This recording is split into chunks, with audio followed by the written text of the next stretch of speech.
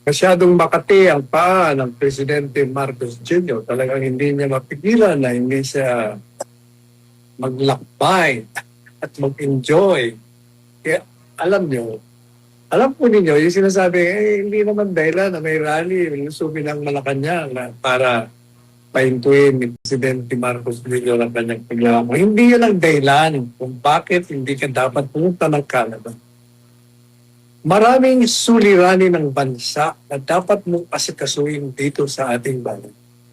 Nariyan ang nangyari dahil sa General Santos na hanggang ngayon ay hindi pa natutugunan.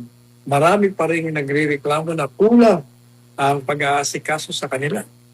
Nariyan ang pagtaas ng bilihin. Hindi pa rin nabibigyan ng solusyon ang kawalan ng mga bahay, ng mga taong walang bahay, walang lupa, ang pag-aaral ng taong bayan na dapat ay libre ang pangangailangan sa kalusugan, medisina, mga doktor, ospital, ang infrastructure, ang daming problema ng bansa.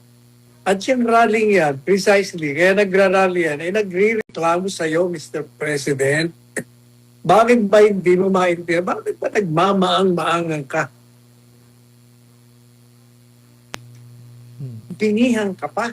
Nagbubulag-bulagan ka pa. Yan ang problema. Kaya nga nagra-rally na yan ng taong bayan eh. Kailangan ay tingnan mo na ang katotohanan. Nakabulagta na nga sa harapan mo eh. Di mo pa nakikita. Masyado matango sa ilong mo.